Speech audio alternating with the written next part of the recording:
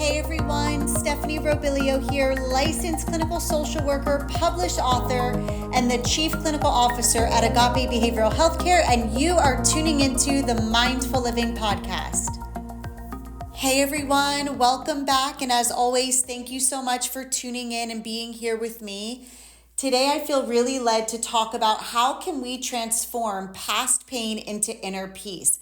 I think that so often we go through these challenges and it's easy to get caught up in the challenges and the unexpected turns that life brings. And we forget that we have the ability to take those challenges, to take that pain and use it as a source of growth and transformation. And so something that I really care about most is helping people identify what is that past pain and how can we use it to be a source of growth so that you can move forward in your life and experience inner peace, which is something I believe every single one of us is worthy and deserving of having. And so we know that pain is inevitable, right? Every single one of us, we have known pain in some way, whether it was a loss, trauma, some type of hardship, including financial hardship, maybe betrayal from a friend, a bad breakup, a divorce, maybe somebody in the workplace did something that offended you, or maybe it's something even more significant around the topic of trauma, such as emotional abuse, physical abuse, you name it. So pain is pain. There's no such thing as small pain or big pain, just like there's no such thing as small trauma or big trauma. I know that we live in a world where we've especially in the therapy world, we hear like, oh, well, there's little t trauma and there's big T trauma. And something that I feel really strongly about is trauma is what it is, and every single person is impacted by trauma and pain differently, and nobody can tell us what's a big trauma and what's a little trauma. Only we get to kind of claim that, if you will. And from my experience personally and professionally, I'm not so sure that it matters that we put emphasis on necessarily what happened. I think what matters most is that we as our own unique individuals identify the narrative that we have as a result of the pain and trauma we've known and give ourselves the space to feel our emotions. Understanding feeling our emotions it's crucial when it comes to healing. We have to have the space to feel so that the energy of that emotion can flow through us and out of us. And so being that we know pain is inevitable, the first step is to acknowledge it, right? I think that it's really important to acknowledge I have known pain, or I have known suffering, or I'm still feeling the pain from my suffering from my past. So that first step is to acknowledge it. That's number one.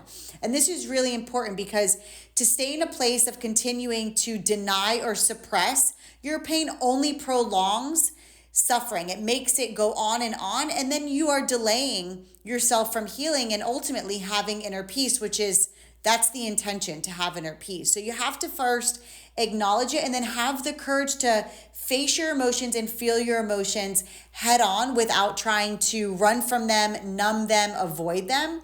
And then we know a huge part of transforming our pain and healing from it is getting into a practice that's going to support you in learning how to accept whatever needs to be accepted, right? All that stuff that's beyond your control. And then the forgiveness part, which I know from firsthand experience can be really difficult. And I think it's important to note that utilizing the tool of acceptance and forgiveness, it's not always for the external thing, right? The person who maybe hurt you. It's really about yourself. It's about giving yourself permission to release what no longer serves you. And sometimes we might not feel ready to just go ahead and forgive someone, but then my invitation to you would be, how can you get in the practice of just saying, I am ready to release what no longer serves me. I am ready to release this pain because I don't want to be weighed down anymore. And so as you get into this practice, you'll see that it's important to accept pain. This is a natural part of life and it can be difficult to do. But in that process, I believe that you will find having self-compassion is going to support you a lot because it's not linear, right? Healing is not linear. The journey to inner peace certainly isn't linear. But again, it's about acknowledging that pain is present and then getting into a practice of accepting what's beyond your control and forgiving whoever it is that might have hurt you and perhaps yourself. And if you're not ready to forgive, that is okay. I believe strongly that even though a person might not be ready to forgive, there's still space to have inner peace. And that's something that we'll get into a little bit later into this episode, that, emotions can coexist at the same time. And one thing that I know from my own experience that really helped is self-reflection, right? Which is to dedicate time, whether it's daily or weekly. But self-reflection is key when it comes to cultivating inner peace. We have to give ourselves the space to check in with ourselves and ask ourselves, what are we focusing on? Do we feel like we're in alignment? Is the narrative that's running through our minds, is it negative? Is it based on something of the past? Is it even what's actually the reality of your life? Or is it just some distorted narrative that's on repeat from something of the past and you didn't know and now you're aware of it, which puts you in a position to turn it off, right? So creating space for self-reflection, and then my go-to, this practice, which I believe changed my life, mindfulness. We know that mindfulness is about staying present in the moment. And what I have found is that not only for myself, but the individuals that I've had the honor of working with, when people make a commitment to mindfulness, it is so easy to experience inner peace because you're in the now. You're in the now, the only time you have.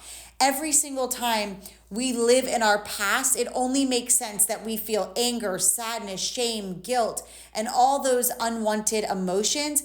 And of course, when we jump to the future or future trip, of course, people feel fear and anxiety and sometimes even panic, because whether you're allowing yourself to go to the past or the future, neither is real, right? And so it's going to be difficult to find inner peace in the past because it's not now. And it's difficult to find inner peace in the future because that's not now. Inner peace is here now. It's available to you now, but that's something that you have to cultivate through your mindset and your focus, understanding wherever you place your attention, that's what you're going to have. So if you're focusing on the negative memories of your past, it doesn't make sense to have inner peace, right? Just like if you're worried about your future, it's going to be really hard to feel inner peace. But if you can be present, have gratitude for all that is now, I guarantee you will begin to feel inner peace the more you practice that. So acknowledging step one, working on acceptance and forgiveness, making space for self-reflection, doing your best to practice mindfulness, understanding all of this helps to build a sense of resiliency. And that's the beauty of pain, is that in some ways, yes, pain hurts us. There's nothing good about the way it feels in the moment when pain is happening or when we live in the memory of pain. But our pain is what gives us our strength, our resilience. And beyond that, I believe that's what gives us our wisdom. We already have an infinite amount of wisdom within us.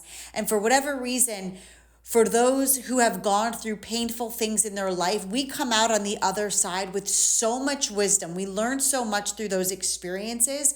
And so my invitation to you is to be gentle to yourself, with yourself, no matter what stage of the journey you're on. If you're still struggling to acknowledge your pain, honor that that's where you are. If you feel like you are in a place where you are able to easily live a mindful life and practice ongoing forgiveness and acceptance of self and others, amazing, be there. Maybe you're still in denial where it's hard for you to relate to any of this, and that's okay too. Like, there's no right way to be, there's no wrong way to be. All we get to do is be. And so I just invite you to honor where you are and to slowly make a commitment to yourself that you are ready to feel inner peace. You want inner peace because you know you're worthy of inner peace. And then having the courage to do the day-to-day work that it takes to cultivate inner peace, understanding inner peace is something that comes from the inside out. There's no person, no place, and no thing that can bring us peace. Inner peace is really something that we have to create. And sure, can we have moments in our life that feel peaceful, whether we're having a day of self-care or maybe we're spending time with our loved ones and that brings us peace. Maybe it's just a day alone and that's what brings you peace. Yes, all of that helps, but ultimately, in order to live a life of inner peace. It's really about staying in a place of making inner peace a value, a core value, which means it's important to you.